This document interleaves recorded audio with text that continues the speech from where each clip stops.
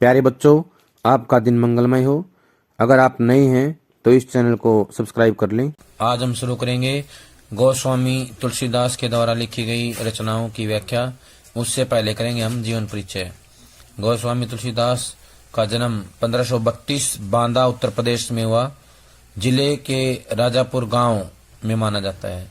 यानी जो बांदा जिले के राजापुर गांव है उसको जो है इनका जन्म स्थान माना जाता है। मुख्य रचनाएं हैं रामचरितमानस, विनय पत्रिका, गीतावली, श्री कृष्ण गीतावली, दोहावली, कवितावली, रामाज्ञा। प्रश्न आएगा तुलसीदास की प्रसिद्धि का आधार कौन सी रचना है, तो बताएंगे रामचरितमानस। रामचरितमानस जो है तुलसीदास की प्रसिद्धि का आधार है। सन 1623 में काशी में इनका निधन हो गया। ये सगुण भक्ति धारा के कवि माने जाते हैं। सगुण भक्ति धारा के जो है सर्वोपरि कवि कहा जाता है। ये राम भक्त कवि हैं। क्या है? राम भक्त कवि हैं। इनकी प्रसिद्ध रचना का नाम जो है रामचरितमानस है। क्या नाम है? रामचरितमानस। ये अपनी पत्नी से अत्यधिक प्रेम करते थे जिनका नाम रत्नावली था। क्या नाम था? रत्नावली। इन्होंने अपनी जो पत्नी प्रेम की जो भावना है उसके चलते जो है अपनी पत्नी को कभी भी अकेले नहीं छोड़ा। जब वो पत्नी मायके जाती थी तो उनके साथ ही वो चले जाते थे। इससे उसकी पत्नी उनको जो है फटकार देती है और कहती है कि तुम मेरे साथ ज्यादा आते हो, ऐसे अगर भगवान के साथ रहते तो आज भगवान आपको मिल जाते। उनकी भाषा जो है अवधी है। कौन सी भाषा है? अवधी। अवधी भाषा में इन्होंने लिखा है। कहीं कहीं ब्रज भाषा के शब्दों का प्रयोग भी इन्होंने किया है। अवधी ब्रज का इसका प्रयोग भी देखने को मिलता है। अब हम करेंगे सार।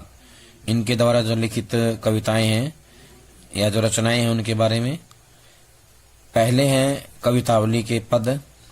विविध विषमताओं से ग्रस्त कलिकाल तुलसी का योगीन यथार्थ, यानी कि वास्तविकता बताई गई है, जिसमें वे कृपालु प्रभु राम व राम राज्य का शोपन रचते हैं।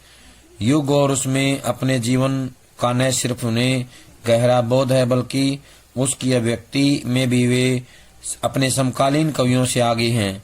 यहाँ पाठ में प्रस्तुत कवितावली के 2 कवित्व और 1 सवैया इसके प्रमाण स्वरूप हैं।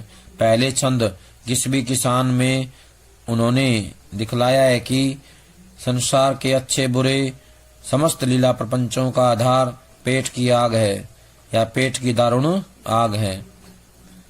गहन यथार्थ, पेट की आग का दारुण व गहन यथार्थ जो इसमें किया गया है, जिसका समाधान वे राम रूपी घनश्याम के कृपा जल में देखते हैं। यानी कि उनकी जो पेट की आग है वो राम रूपी घनश्याम की कृपा जल से शांत हो जाती है।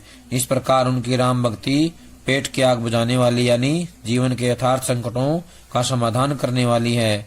साथ ही जीवन बाह्य आध्यात्मिक मुक्ति देने वाली है।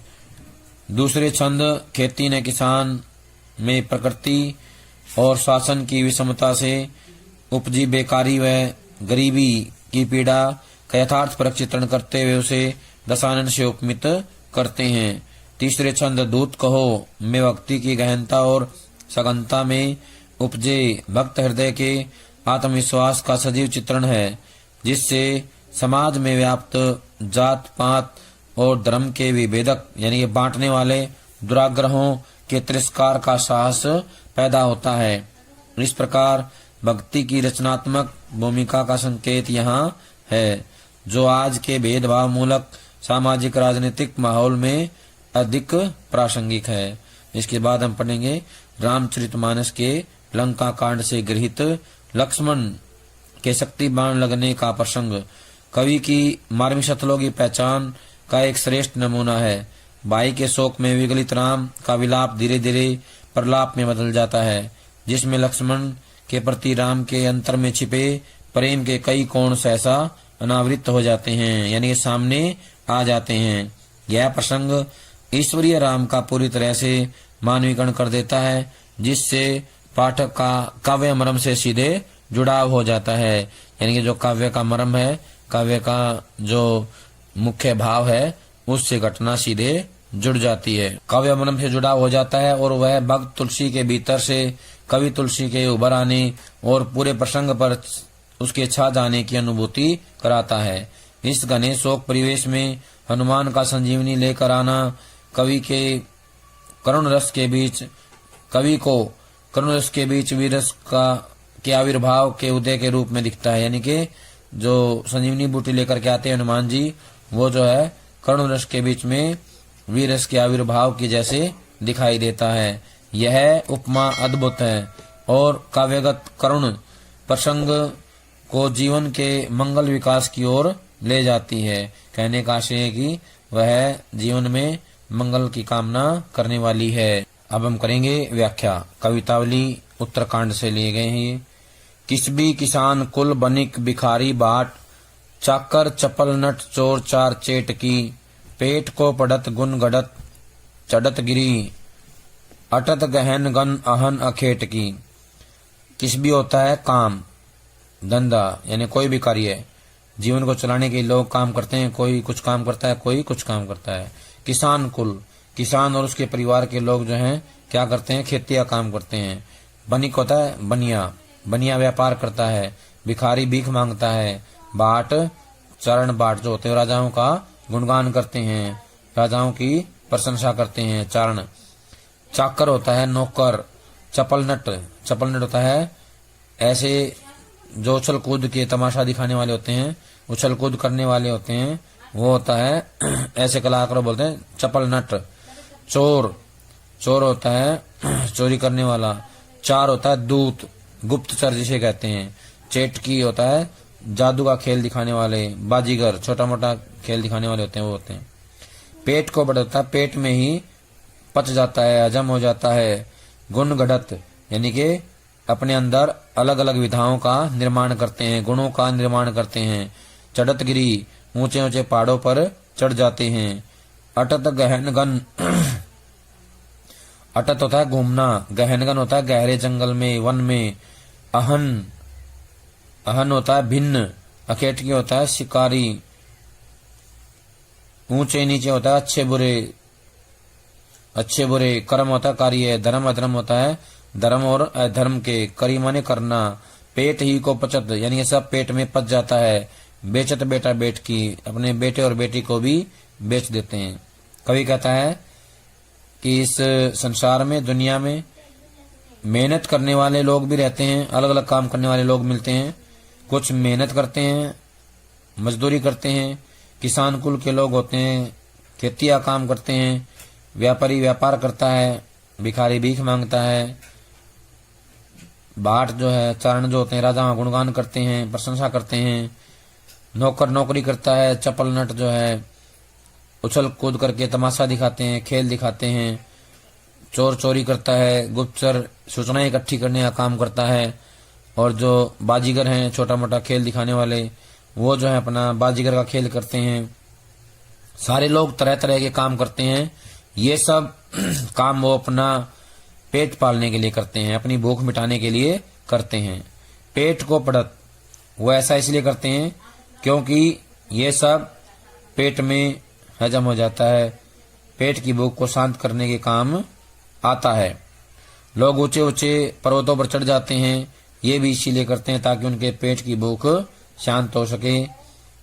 दिन भर शिकारी शिकार के लिए घूमता रहता है, घने जंगलों में भटकता रहता है ताकि उसे कोई शिकार मिल जाए, उसे मारकर वो अपना पेट भर ले और अपने परिवार का भी पेट भरे। इसलिए वो जो है पूरा दिन वन में घूमता रहता है, इधर उधर भटकता रहता है। ऊंचे नीचे कर्म, इस संसार में लोग अच्छे बुरे काम भी करते हैं। कोई अच्छा काम करता है, कोई बुरा काम करता है, कोई धर्म का काम करता है, कोई अधर्म का काम करता है।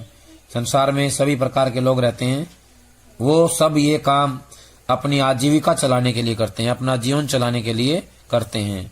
पेट ही को पचत, और ये सब पेट में पच जाता है, पेट में हजम हो जाता है, इसलिए सब लोग ये काम करते रहते हैं। बेचत बेटा बेट की, और इस भूख के लिए इतने मजबूर हो जाते हैं शांत करने को भूख को कि वो अपने बेटे और बेटी को भी बेच देते हैं। तुलसी बुझाई एक राम घनश्याम ही थे। तुलसीदास कहते हैं कि मेरी जो पेट की आग है, मेरी जो ये भूख है, राम नाम रूपी बादल के कृपा जल से ही शांत हो जाती है। आग ही बढ़वागी ते बड़ी है आग ही पेट की। और जो ये आग है, पेट की आग, समुद्र की आग से भी बड़ी होती है। बढ़वागी होता है समुद्र। तुलसीदास जी कहते हैं कि जो ये आग है बहुत ही भयंकर होती है, बहुत ही विनाशकारी होती है। इसके लिए लोग जो है कुछ भी करने को तैयार हो जाते हैं।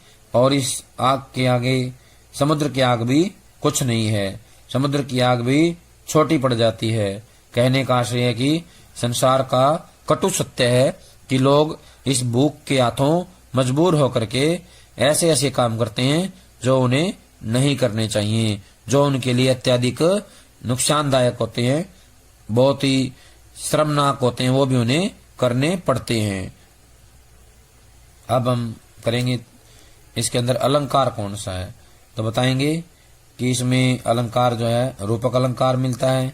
दूसरा राम घनश्याम में रूपक अलंकार आया है। अनुप्रास अलंकार भी जगह जगह पर देखने को मिलता है।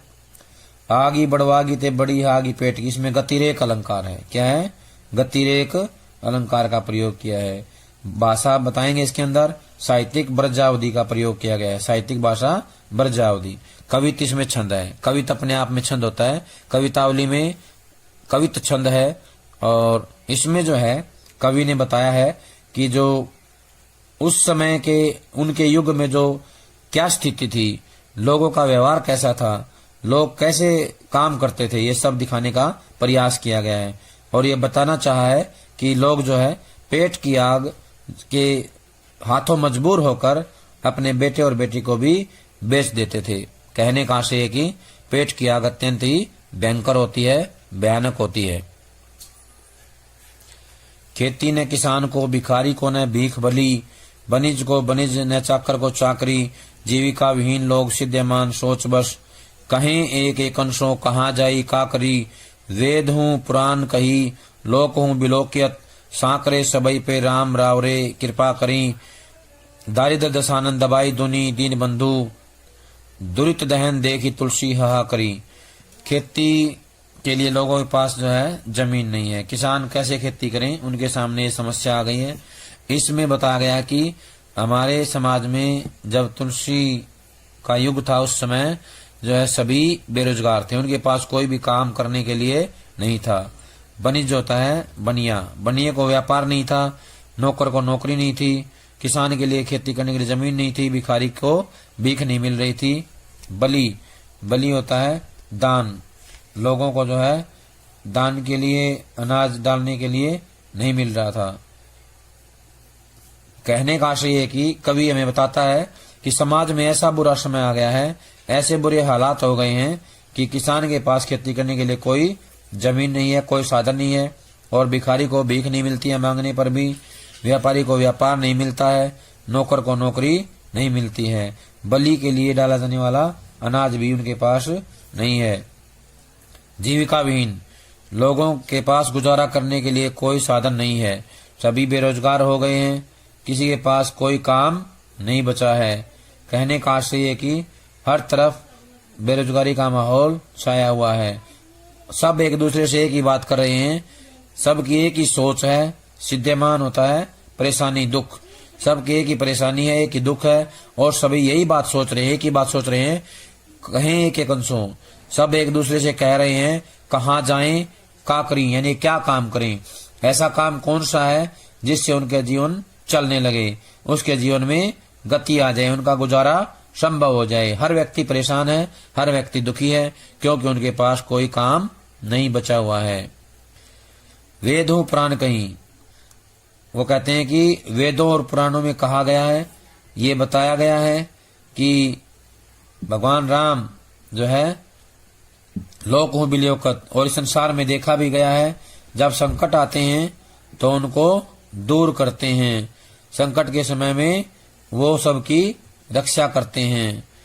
राम रे कृपा करी, दारिद्र दशानंद दबाई दूनी गति, दूनी दीन बंधु, दुरित माने होता है दुख से, दैन होता है जलते हुए, इस दुख में जलते हुए देखकर तुलसी का हृदय क्या है, दुखी हो उठता है और वो भगवान से कहते हैं, प्रभु दीनों के बंधु, ये जो गरीबी रूपी रावण है, दरिद्रता गरीबी दशानता रावण, ये जो गरीबी रूपी रावण है लोगों को अपने चुंगल में जकड़े जा रहा है, तुम जो है इससे लोगों को उभारो, उनका उद्धार करो।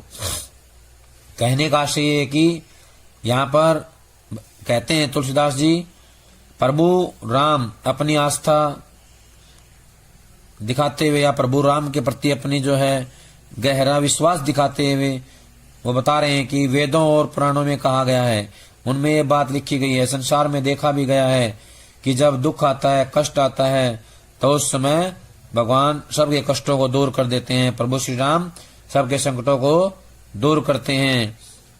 वो कहते हैं कि ये जो गरीबी रूपी रावण है, ये सभी को अपने चुंगल में दबाया जा रहा है। हे प्रभु श्री राम, तुम आओ और इन लोगों की रक्षा करो। वो कहते हैं कि मेरा भी जो हृदय है, मन है, इन लोगों की हालात देखकर, इनको भयभीत देखकर, त्राहिमाम करते देख करके दुखी हो गया है, मेरा हृदय भी परेशान हो गया है। इसमें जो अलंकार है, दारिद्र दशानन और दुरित दहन में रूपक अलंकार है। संपूर्ण पद में अनुप्रास की छटा देखने योग्य है। कवि छंद का प्रयोग किया गया है। ब्रज अवधि भाषा का प्रयोग इसमें किया गया है और इसका मुख्य उद्देश्य है या इसका मुख्य जो भाव है वो ये है कि कवि अपने समय की बेरोजगारी और उस समय की जो गंभीर समस्या है, सबसे बड़ी समस्या वो ये है कि लोग सभी बेरोजगार होने के कारण दुखी हैं, परेशान हैं और वो अपने लिए कोई योग्य काम ढूंढना चाहते हैं जिससे उनका जीवन चल सके। और इसमें बताया गया है कि कवि ने श्री राम को दीन बंधु और कृपालु कहकर अपनी दासता की भावना या दास्य भावना को अभिव्यक्त किया है। अब हम करेंगे सवैया। दूत कहो, अवधूत कहो, रजपूत कहो, जोलाहा कहो कहू, काहू की बेटी सो बेटा न ब्याह, काहू की जाति बिगाड़ न सोऊ, तुलसी सरनाम गुलामू है राम को, जाको रुचे सो कहे कछु ओऊ, मांगी कई खईबो मसीत को सोईबो, लईबो को एकू न दईबो को दो। दूत होता है धूर्त, अक्खड़, मूर्ख। अवधूत होता है सन्यासी, रजपूत राजपूत, चुलाहा जुलाहा, कहो होता कहना, को माने कोई भी, काहू की बेटी होता किसी की बेटी, न ब्याह होता है शादी, बेटी सो बेटा न ब्याह, शादी न करना, काहू की जाति होना किसी की जाति, बिगाड़ना होता बिगाड़ना, सो माने संबंध या उससे कोई बिगाड़ने कोई मतलब नहीं है। सरनाम होता है केवल एक ही नाम, गुलाम होता है दास, राम होता है राम, भगवान श्री राम, जाको रुचे माने जिसको जो अच्छा लगे, खईबो होता खाना, मस्जिद होता मस्जिद, सोईबो होता सोना, लईबो होता है लेना, दैबो होता देना, एक माने एक। वो कहते हैं कि चाहे कोई मुझे मूर्ख कहे, अक्खड़ कहे या मक्कार कहे, चाहे कोई मुझे सन्यासी कहे, कोई राजपूत कहे मुझको, कोई जुलाहा कहे, इससे मुझे कोई फर्क नहीं पड़ने वाला।